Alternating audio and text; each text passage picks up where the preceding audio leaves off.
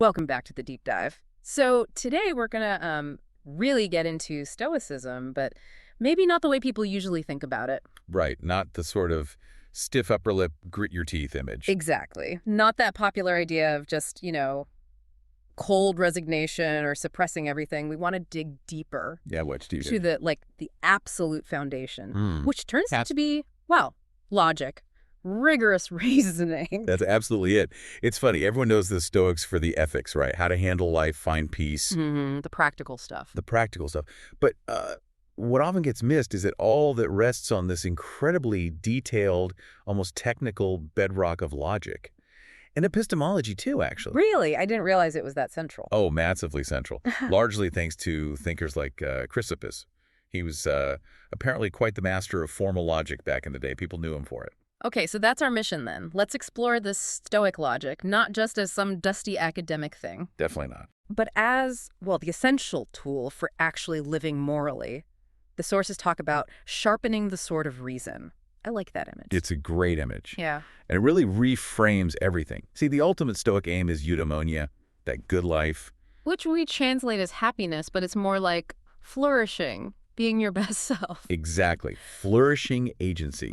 Living fully in line with our nature as rational creatures. And to get there, they make this huge core claim.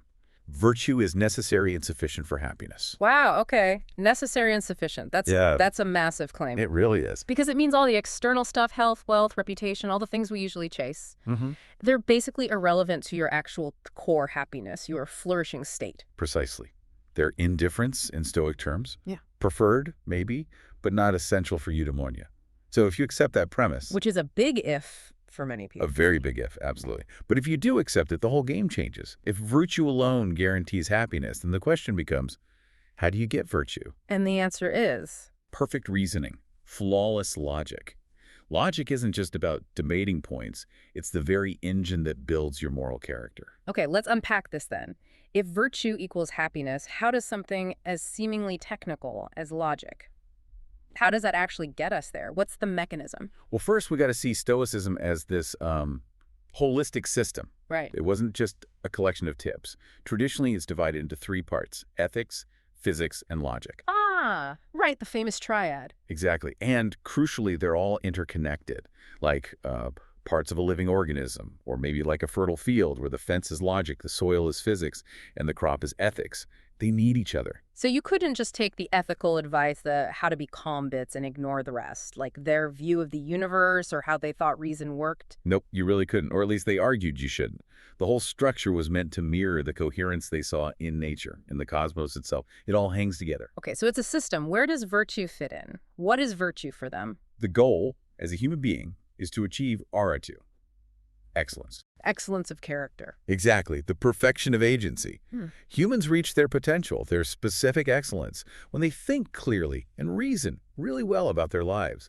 And that clarity, that perfect application of reason, that's what they called wisdom, Sophia. Wisdom. Okay, and that's the first of the big four cardinal virtues, right? The ones they got from Socrates? That's the one. Wisdom, justice, courage, and moderation, or temperance.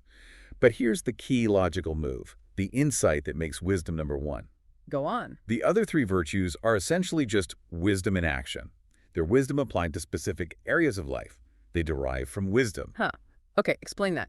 How is, say, justice just applied wisdom? Well, justice is wisdom applied to our social interactions. Understanding our duties, our connections, how to act fairly within the community of all rational beings. It requires reasoning correctly about our relationships and obligations. Right, and courage and moderation. Those are wisdom applied internally to managing our own responses. Courage is wisdom about what's truly fearful and what isn't.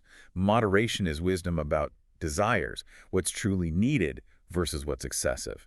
It's about mastering those unhealthy passions, which we'll definitely get into. Okay, that makes sense. So if your basic reasoning, your logic is shaky, if you make mistakes in how you connect ideas or what you assume, then your justice will be flawed, your courage misplaced, your moderation out of whack. The whole moral structure kind of wobbles if the logical foundation isn't solid. Exactly. It creates internal conflict, dissonance. And for the Stoics, that dissonance is unhappiness. Your actions end up clashing with the rational order of the universe, and crucially with your own rational nature. Which brings us back to the practical side. They weren't just theorizing for fun. Not at all. The ancient Stoics were, as the texts say, resolutely practical. They were adamant that the main reason to study any of this, even the really complex logic Chrysippus got into, was so you could live it. Right. It's a way of life, not just a subject. Precisely. Think of Epictetus. He didn't see his school as an academic debating club. No, he called it a doctor's office, didn't he? He did. Philosophy as therapy for the soul. And what's the medicine? What's the tool the doctor uses? Reason. Logic. Reason. He talked about using the oars of dialectic to heal the mind.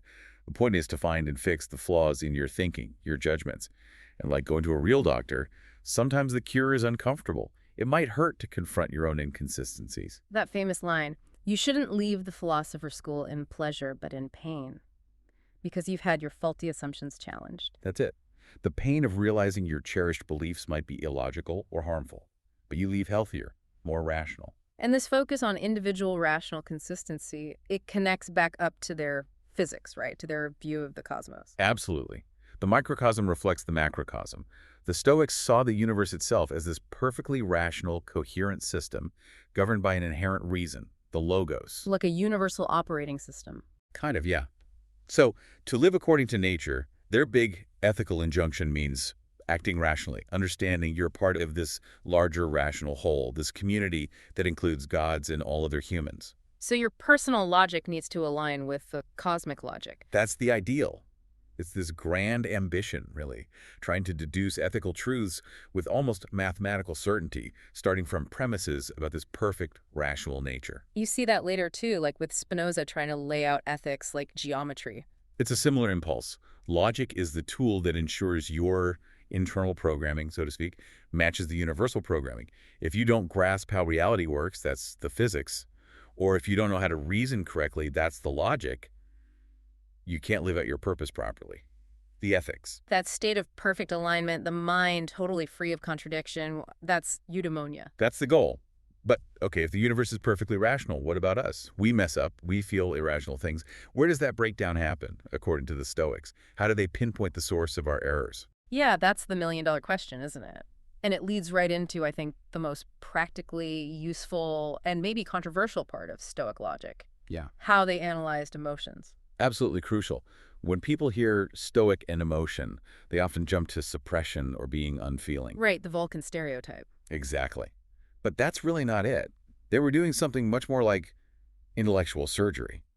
Their definition of emotion pathina, which really means suffering or something you passively undergo, is all about logic and judgment. Okay, so they weren't like the Platonists who thought emotions came from some separate, beastly part of the soul. No, they argued strongly against that. For the Stoics, emotions aren't these alien forces bubbling up from nowhere. They are, fundamentally, products of our beliefs, our judgments. Hold on. An emotion is a belief. How does that work? Okay, think of it like this. An emotion is basically your assent to a certain kind of proposition, a statement about the world. The feeling, the affective part, comes after you've mentally agreed with that statement. Give me an example, like fear. Okay, fear. For a Stoic, the feeling of fear isn't just your heart pounding. It's the result of you judging, you assenting to the proposition. That thing coming towards me is genuinely harmful, and avoiding it is necessary and good. You believe the proposition, and the feeling follows. Wow. Okay, that changes things, because if an emotion is tied to a judgment and assent, then it's voluntary, isn't it? If I choose to agree with the proposition, losing my job is an absolute catastrophe, then the panic or despair that follows is, well, it's on me. It's up to me. That is exactly the Stoic point, and it's why logic becomes the key moral tool. If emotions stem from beliefs we assent to, then they are voluntary acts in the same way lifting your arm is. You are responsible for your emotional responses because you are a reasoning being capable of evaluating and accepting or rejecting propositions about the world. Okay, but hang on. What about the purely physical stuff? The racing heart, the sweating palms, the blush of anger? Surely that's involuntary. That feels pretty non-rational. How did they account for that initial physical hit? Great question. And they did account for it. They were careful logicians making fine distinctions. They recognized those initial, unavoidable physical reactions that happen before any conscious judgment. Oh, okay. Plutarch mentions they had specific non-judgmental terms for these things, like bitings or troublings, or the technical term propositional. These are the pre-emotions, the tremble, the tear, the going pale, that first physical flutter. So the body's first reaction is automatic, biological maybe, Right. but turning that into a full-blown emotion like rage or despair requires a second step, the assent. Precisely. Those initial physical flickers don't have moral weight in themselves. They aren't pathia, the problematic emotions. They only become pathy when you add the logical act of assenting to a false judgment about the situation. Like judging this initial flutter of annoyance means I've been deeply wronged and must retaliate. That judgment elevates the physical blip into a destructive passion.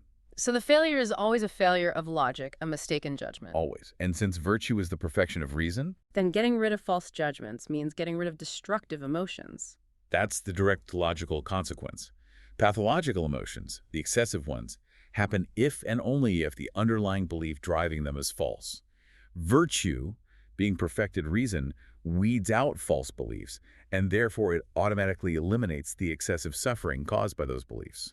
And what's the core false belief, the fundamental logical error they kept pointing to? It's mistaking things that are merely preferred or dispreferred for things that are absolutely good or evil. The indifference again. Exactly.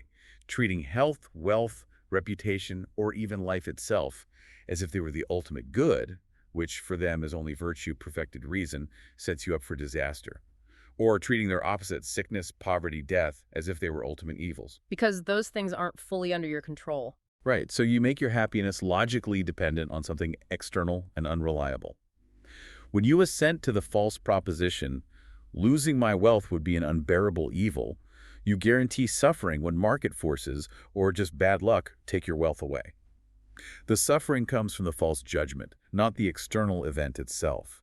And this is where Chrysippus put in the heavy lifting, theoretically. Not just abstract logic puzzles, but building the framework for this whole model of emotion. Oh, absolutely. His works, like On Emotions or On the Psyche, were foundational. They laid out the detailed arguments for this cognitive view of emotion. Later writers, like Seneca, really ran with the practical implications, especially anger. Seneca has strong words about anger. No such thing as useful anger, right? He argued vehemently against the Aristotelian idea that, a little bit of controlled anger could be motivating or useful. Yeah. For Seneca, anger was a form of temporary insanity, triggered by assenting to a false judgment typically, I have been seriously wronged and revenge is necessary good. Once you assent, you're lost. Pretty much. He uses these powerful images. Anger is like falling off a cliff. Once you take that step, you can't control the fall. Or it's like a sword that gets stuck in the enemy's wound. You can't pull it back. Yeah. There's no moderate anger because the root judgment is fundamentally flawed, irrational. Assenting to it is the point of no return. The logical error is the catastrophe. Right. Okay, this makes it crystal clear why they needed powerful logical tools, not just for theory, but for therapy, for fixing these errors. Exactly right. If the problem is a logical error in judgment, then the solution has to be logical correction. And this leads us straight back to Socrates, who is a huge influence. Right. Epictetus, the ultimate practical teacher, talked about different styles of philosophy, didn't you? He did. He highlighted three main approaches, all tracing back to Socrates.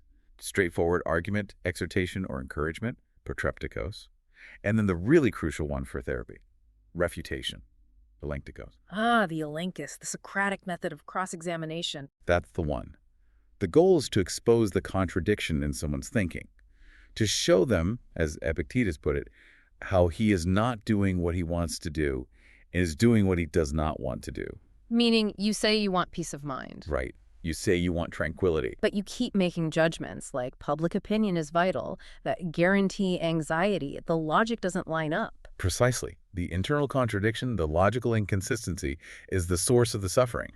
And uncovering that, well, it's not always pleasant. Back to the doctor's office analogy, it can be painful to have your assumptions dissected and shown to be faulty. It really can be.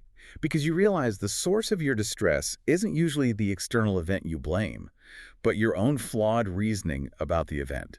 It's a self-inflicted wound, logically speaking. And Epictetus didn't just want philosophers doing this to students, he wanted students doing it to themselves. Constantly. He urged them to practice this elenchus internally, to rigorously interrogate their own impressions, those initial phantasias that pop into the mind.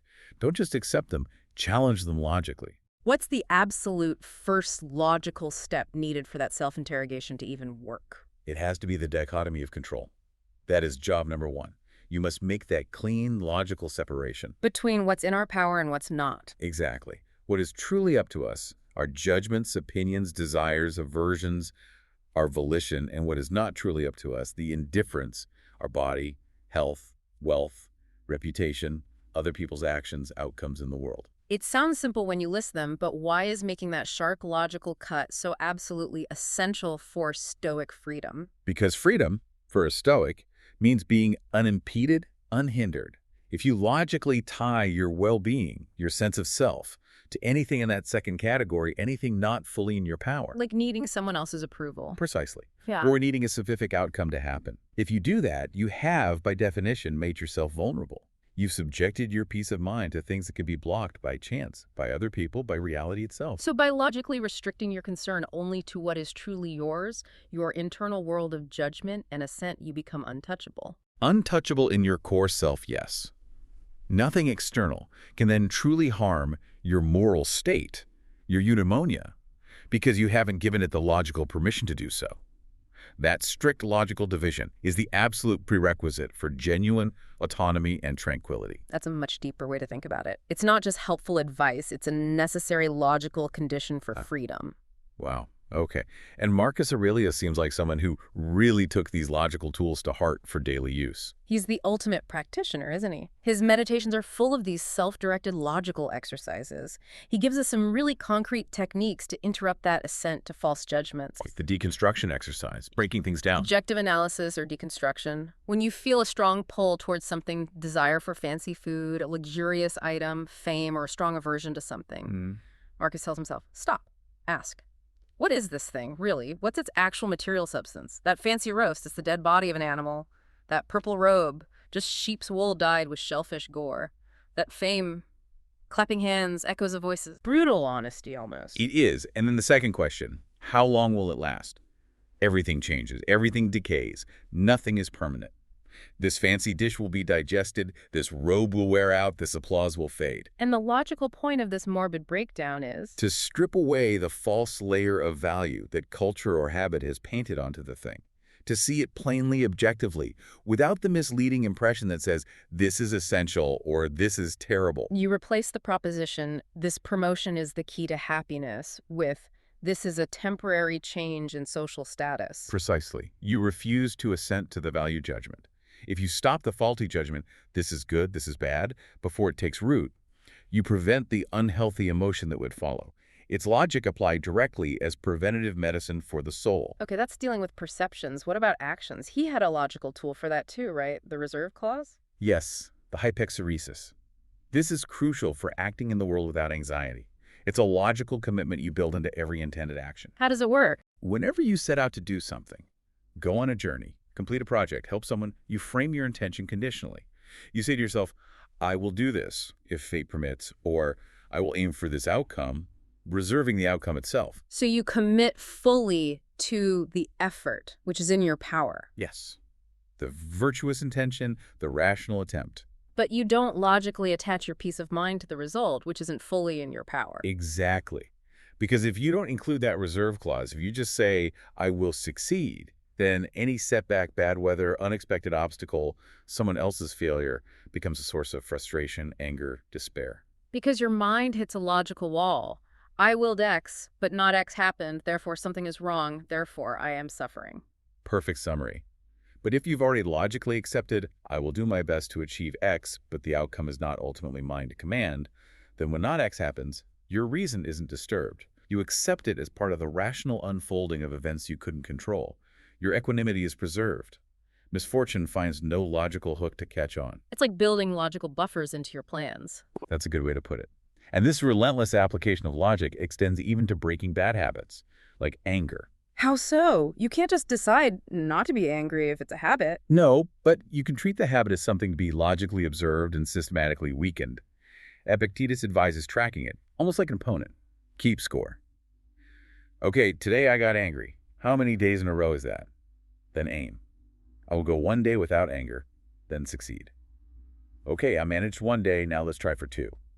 Like training a muscle, but using logical awareness. Exactly. I used to be overwhelmed by this passion every day. Now it's every other day, then every third. You're using reason to monitor, measure, and starve the irrational habit until the pattern breaks and a more rational response takes its place. It's persistent, logical effort. It's amazing how practical they made it. But we shouldn't forget that all this practical application, this therapy, it rested on some pretty heavy-duty theoretical work in logic and epistemology, especially from Chrysippus. Absolutely.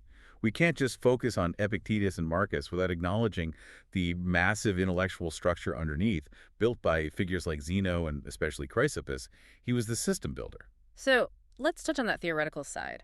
What was their ultimate standard for truth? How did they think we could know anything for sure? Okay, this gets us into their theory of knowledge and the criterion of truth. They called it katalepsis. Katalepsis. Catchy. Maybe not, but crucial. They used the famous analogy.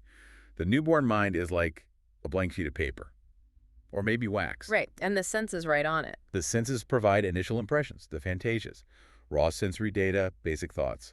But obviously, not all impressions are true or reliable. You can mishear something, have an optical illusion. So how do you filter the true from the false? What's the test? The test is whether an impression qualifies as a cognitive impression, a kataleptic of phantasia. This is the gold standard. And what makes an impression cognitive? It has to meet several criteria, but essentially it's an impression that comes from a real object, accurately represents that object, is incredibly clear and distinct, and has a quality that compels assent. It's described as being so forceful it all that seizes us by the hair and drags us to assent. It feels undeniably true. Wow, that's a strong claim for certainty, especially since they were constantly arguing with the skeptics. Exactly. This was developed in direct response to academic skepticism, which argued that no impression is ever certain enough to guarantee knowledge. The Stoics needed a criterion, a logical starting point they could trust, to build their system on. The cognitive impression was that foundation stone. And from that foundation, the goal was overall coherence. Yes. The ultimate intellectual virtue, the state of the theoretical sage, is having a system of beliefs that is perfectly internally consistent. Consistency in belief was the highest logical aim. All your judgments must harmonize, no contradictions allowed. Because contradictions are irrational. And irrationality is the source of suffering. Eliminating false beliefs just is eliminating suffering, because false beliefs introduce that destructive logical disharmony into the rational soul. Okay, so this strive for consistency pushed Chrysippus into deep formal logic, beyond just the basics needed for ethics. How did his logic differ from, say, Aristotle's? Big difference. Aristotle's logic is primarily term logic, dealing with the relationship between classes or categories and syllogisms. All A are B, C is A, therefore C is B. Right. Chrysippus, on the other hand, is considered a pioneer of what we now call propositional logic.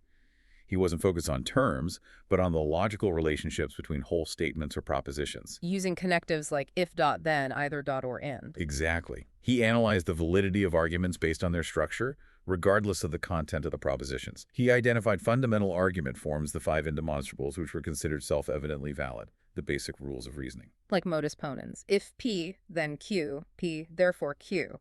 That's the first and most famous one. For Chrysippus, these weren't just abstract patterns. They reflected the necessary logical structure of the rational cosmos itself. If nature operated by these logical laws, our thinking must conform to them to be true. This focus on propositions, on the statements themselves, must have led them to think hard about language and meaning. It absolutely did, and it led to perhaps their most unique and, frankly, tricky logical innovation. The concept of the incorporeal lecton. The lecton. Okay, break that down. They were materialists, right? Believed only physical stuff exists. Mostly, yes.